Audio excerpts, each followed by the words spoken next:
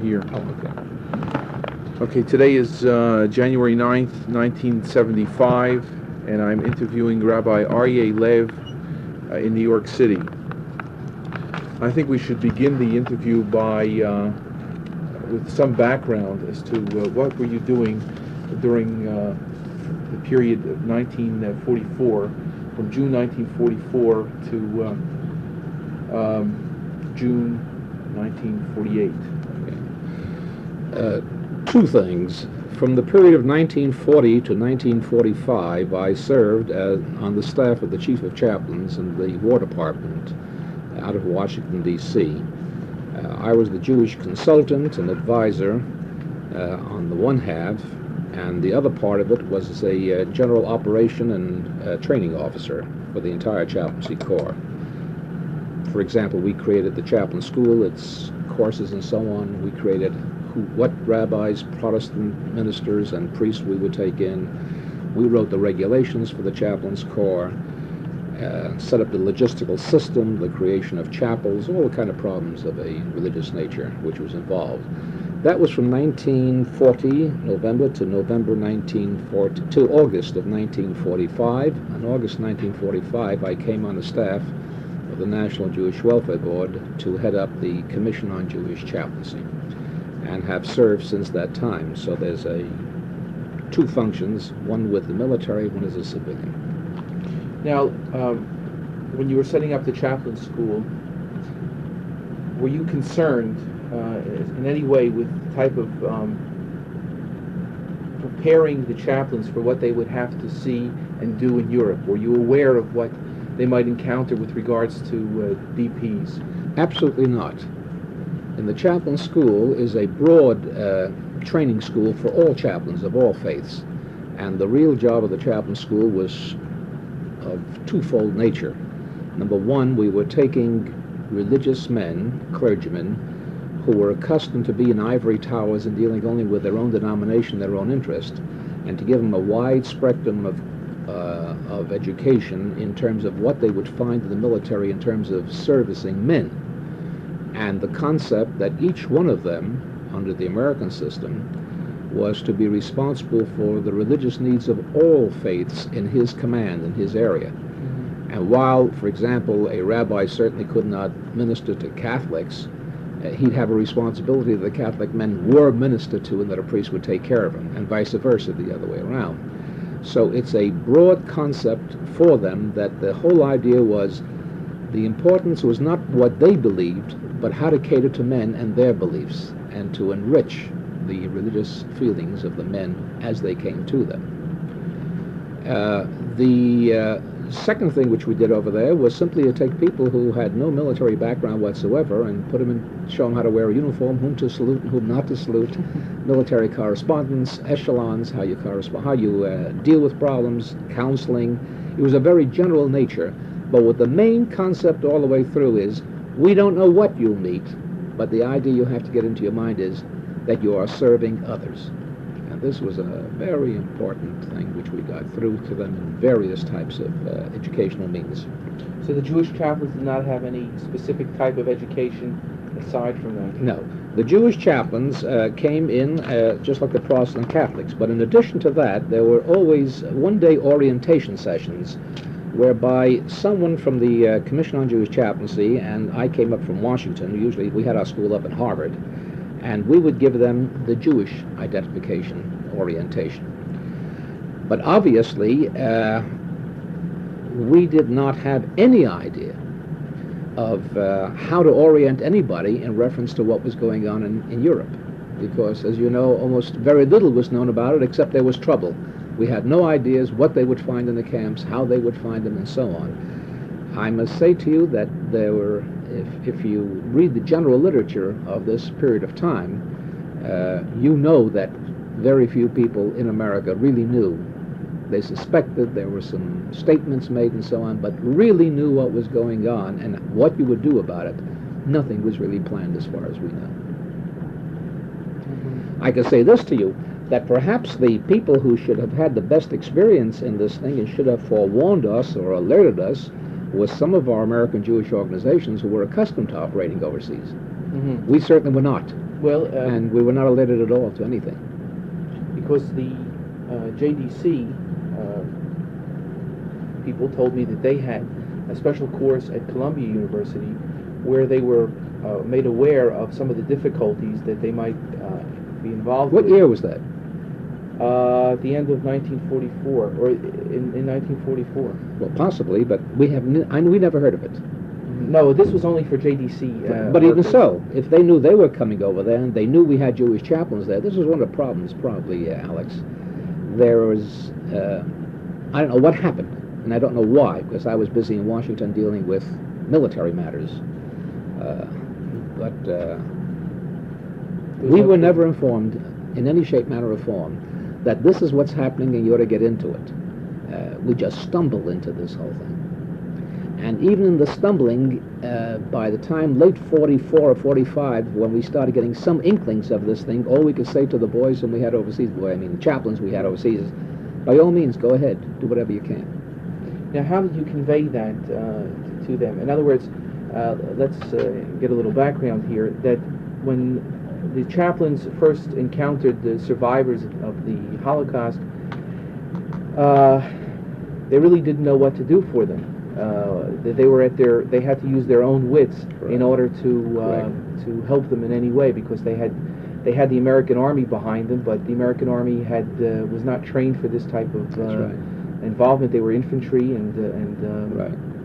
so the chaplain then had to make certain decisions, and it should be, I think, pointed out that many GIs on their own were very much involved. Very much so. Which has never really been documented properly.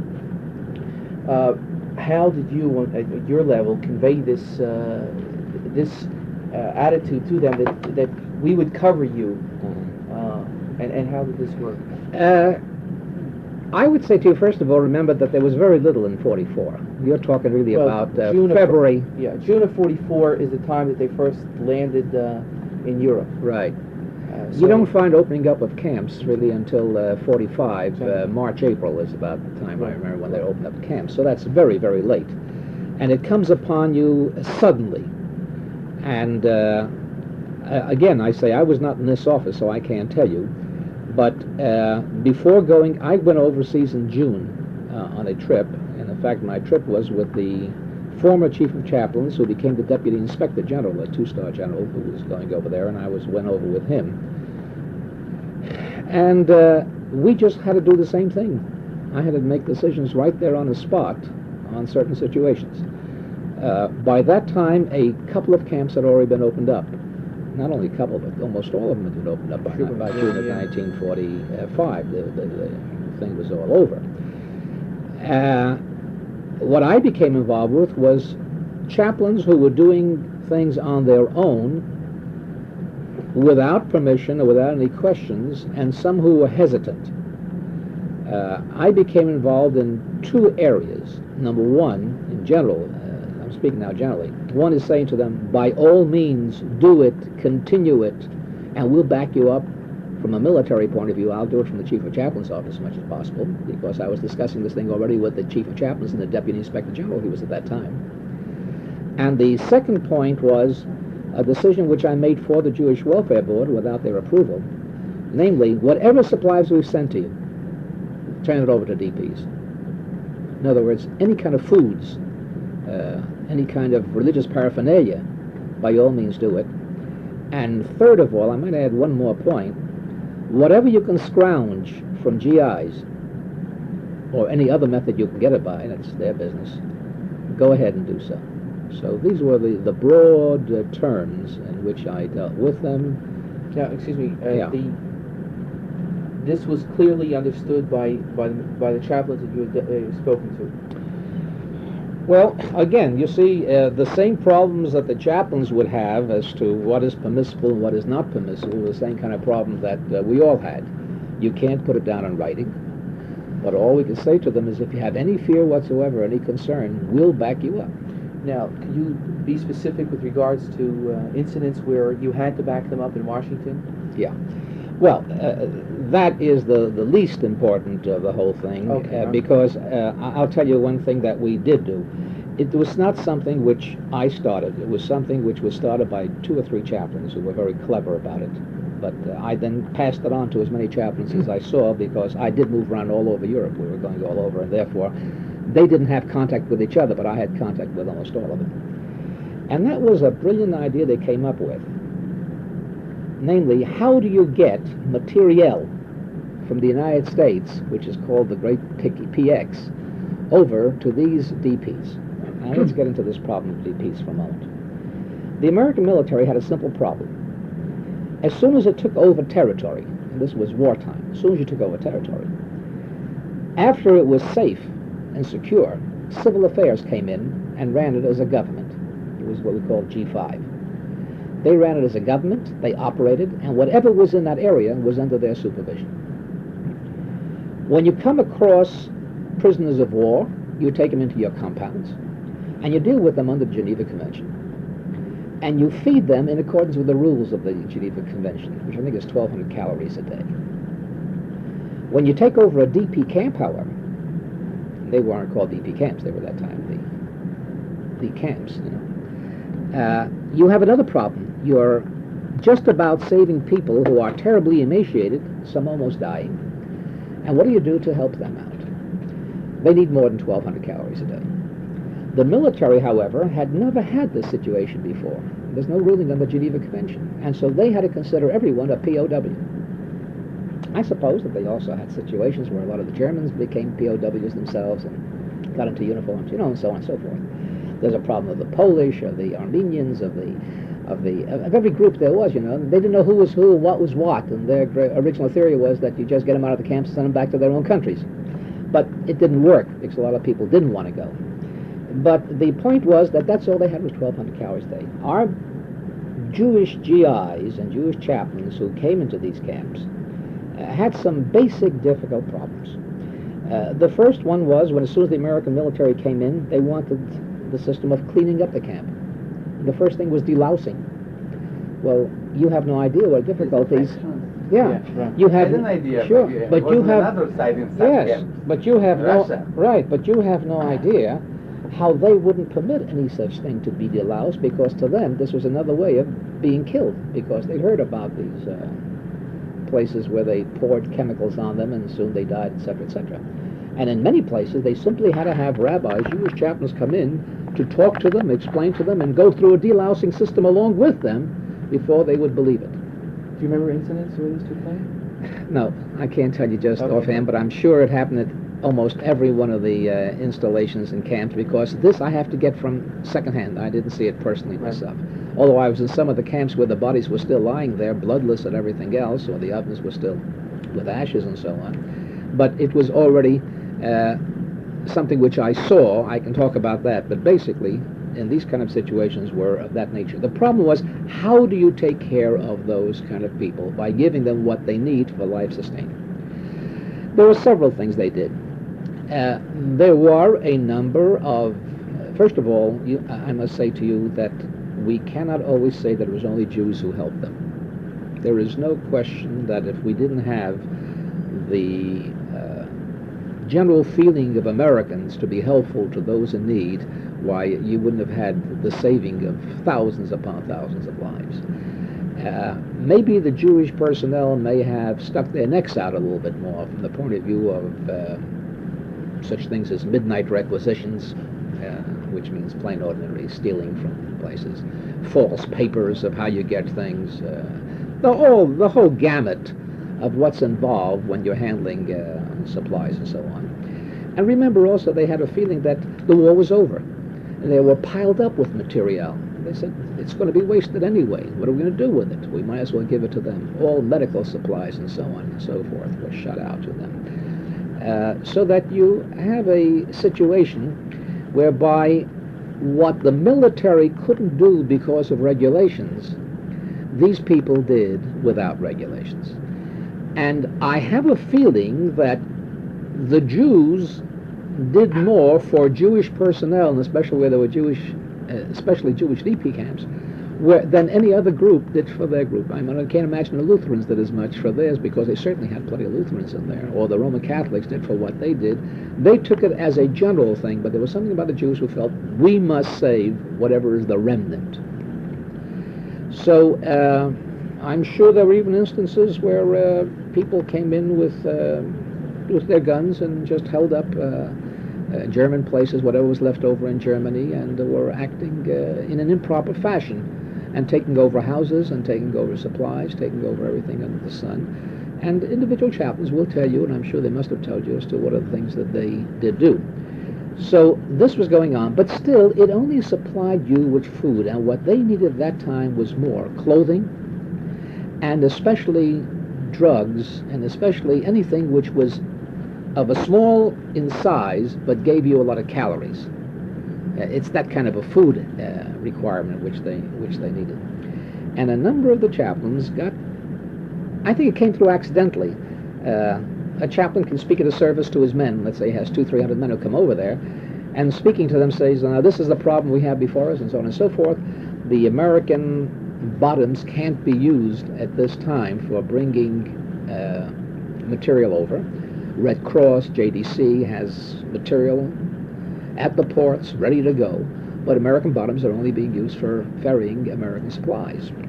There were empty bottoms going back, but not empty bottoms going the other way, because we were in the midst of sending material over constantly. Never knew when the war would be over, and we were servicing several million American personnel, and now we would have to be serving all the Germans and the POWs and everything we destroyed, because when you take over the civilian government in civil affairs, you've got to feed everybody in that community and so on. So the question was, how do you get it over? And someone must have come up with the bright idea that he'll write to his parents for some clothing and to send it over via APO mail. That's the Army postal system of mail. Whether it was the bright idea of a chaplain or an individual or of an officer or a GI, no one is really going to know. But before you know it, they were all writing home. Now, the GIs themselves didn't know where they were going to be. The war was over. Maybe we'll leave. We'll be assigned to Camp Lucky Strike or Camp Chesterfield, all those camps for which they were then to leave. But they knew that the area itself would remain an area, and that either a Jewish chaplain or some other, that particular Jewish chaplain or someone else would remain there. And so letters were going off, and before you know it, started coming all these packages and so on. You asked me the question as to whether there was any problem in anyone in particular, and that's what I'm getting back to. I was in Europe with General Arnold for about 3 months, no, 2 months, 2.5 months or something like that. When I came back over here, I reported back to my office in the Chief of Chaplain's office, and the first thing I got was a call from our Deputy Chief of Chaplains, who was now to replace General Arnold as an Inspector General, saying that the... Who was that? A man by the name of Rixey. General Rixey just died at age 82. He said to me, the Inspector General of the Army Postal System wants to see us. I said, what is it about? And he told me that they now had definite reports, and it's very clear, that a couple of our chaplains are clogging up the APO lines. And I said, how bad is it? And he said, they are receiving 2 to 3 truckfuls of mail per day. And we can't get it even into our warehouses or distribute it or anything else. And we've checked what it is, and we know what it is, and it's misuse of Army postal mail systems. And they're addressed to particular chaplains. My memories, one is Wall, and the other one was, I can't recall the other one is right now. Fauser? No, it wasn't Fauser. It was Wall, and it was another person. I can't remember. I remember it was Wall was one of them. The other one was Marcus, who unfortunately is not living anymore. And indicated that he was processing papers to court-martial both of these men. First, I explained to the general that you probably would not win your case because there's no evidence that these men themselves wrote back to the States to so many different addresses asking for it. Second, you couldn't prove which GIs asked for it because all that would happen is a GI wrote to his mother and said, I see something bad, I need some help over here for some people, and no court-martial would accept the idea that a GI who sees someone starving or someone without clothes was doing the wrong thing by asking for a package to be sent to him, but since he was moving away, he gave the chaplain's address. But more important, I said to him, I would like to very much see that this court-martial take place, because you can be assured it'll hit the press, and we will finally get to the attention of the public and Congress that it is not right to give these people who suffered all these years, and were the ones who were the victims, the same kind of a feeding and the same kind of clothes as you give to prisoners of war who were fighting against your men and killing them. This will open it up completely, and we may have changes made altogether. And then we can get real shipments coming over and doing things and so on. So do you remember which month this was? This was in, I would say, August of 1945, yes, sure, 1945. Yeah, but I'd say it was early August. We never, one of the things that I was asked to do was to drop the whole thing, that they would drop the whole thing, and asked, as an officer, I'll give you my word, that no record would be made of this. And I haven't in all these years, and I'm speaking now in generalities, and I'm not naming names as to who that person was, what was involved. But the agreement was that this would be done, and the only reason that I agreed to it at that time was by that time the discussions of UNRWA and everything else was already in the wind, with this whole proposition being understood and some actions to be taken, and already a knowledge that when I came back, I had spoken to JDC, and their program was getting into the works, and they were starting to get things across and were getting approvals, and I did not want to overthrow the apple cart on that situation. Perhaps it wasn't wise, but whatever it is, that was the decision that I made at that time, and this is the first time that I'm talking about it again. So basically, all the way through, if you'll talk to people like Rabbi Bernstein, have you spoken to him yet? Okay. Yeah, I'm talking about Rabbi Bernstein. If you would talk to the people who were advisors to, he was advised to General McNarney, the advisors to Eisenhower. Have you spoken to Junanidish yet? Speaking of Junanidish and some of the others, you will find that the generals on top understood and knew what the problem was and wanted to be very helpful. And by the way, were very helpful. They were very helpful in two things. One, they knew that they had to work outside of regulations. In other words, it would be judgmental decisions made on the spot and not according to regulations. Number two, they'd have to follow the principle that if the regulations do not proscribe, then go ahead and do it. Instead of the idea that unless it's written in regulations we can't do it, they did the other way around. If the regulation doesn't say you can't do it, then we will do it. And third of all was their problem of logistics as to what was being promised from overseas and would it provide them. Fourth, the knowledge of how fast are we returning our men back to the United States, so on rotation, so we'd know whether or not we have enough food and enough supplies and so on and so forth. Fifth was a decision as to how soon are we going to get through with Japan, because many of the men were being rotated through these camps to go back to fight in the Pacific. These were all problems which they were involved in, and in the midst of all of these problems, in the midst of all the nationalists who were involved, in the midst of the battle with Russia, who takes what and so on, the midst of a revived France, the midst of a destroyed Germany, all of these kind of problems, you had this problem coming in as well. And without knowing how soon the DPs would be emptied out, because their idea was that we'd empty out DPs right away. Had no idea it would stay on that long. They were extremely helpful. And they were helpful especially in most instances, I'd say, by turning away their eye, by not looking. Many, many heroes, as reported to me, and 2 or 3 camps I came in, for example, in the Feldefing, completely a Jewish camp, and was administered by a first lieutenant, a Jewish first lieutenant, and Browdy probably gave you his name, Irving Smith, whatever it was. And was Smith Jewish? I don't think he was Jewish. Yes. He was Jewish? Yeah. But they ran a model type of camp, and there wasn't anything that you needed. I don't know how much Browdy wants to tell you, but Browdy was with the constabulary, and therefore they controlled the movement of everything. And therefore, when you can control through the police, why, you know what you can get and where it's gotten and where you put your blinders on and when you don't put your blinders on.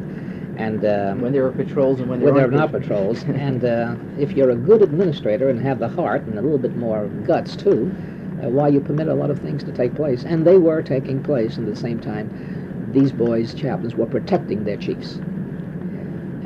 So that's about what this thing happened. I think basically they had less trouble with the DPs and less public relations problems because this was taking place. Someone was being saved.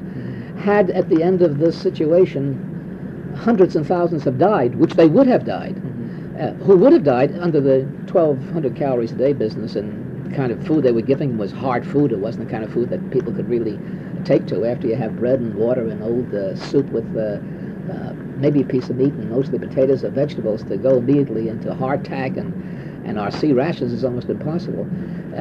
There would have been thousands and thousands of deaths. And these boys, in a sense, made the Army look good. And it was a great service they rendered. Now, you said that, were there any other cases that you particularly would like to tell me about? No, I did not deal with cases. I must say that to you. I dealt with broad problems. I dealt with these boys to encourage them completely to keep on working in this, and that I would be helpful to them in Washington, and there'd be no problem, and there never was, except for this one case, and that was very easily handled. I made a commitment for JWB that every speck of food we had, whether it was in England, in France, Germany, we had it by that time in Egypt, anywheres at all, they were to get it. And we sent the word out, and it was absolutely supposed to be sent over immediately and supplied with them. Use it up, don't worry about it, but we'll keep on shipments because we can send APO, and we would constantly send shipments, and we got the word back, and we started sending even larger shipments. Even before JDC could get in there, we were sending all that food. This is the point that I wanted to ask, of course. Why didn't someone contact the JDC and say, look, we have a means of shipping stuff, you have it at the ports, why can't we use our... Well, this was 1940, this wasn't happening until 1945. Okay. Until May, June, until they saw the problems. And I can't give you the answer as to what happened in this office. I think the man you may want to see is Lou Kraft. Yes, I've already tried to... Who was the head of this agency and who's related to very closely to JDC, who knew what's going on, and he's the man you might ask. I did not deal with that problem. I was at that time a military man. What was I? Kid of 30 years old or something like that by 1945, and we were just dealing with 31, 32, and we were just dealing with problems as they came along and just hitting them on the head. So I can't give you the answer why they didn't, but we knew that we had it, and whatever we had, we would shoot ahead. That was one.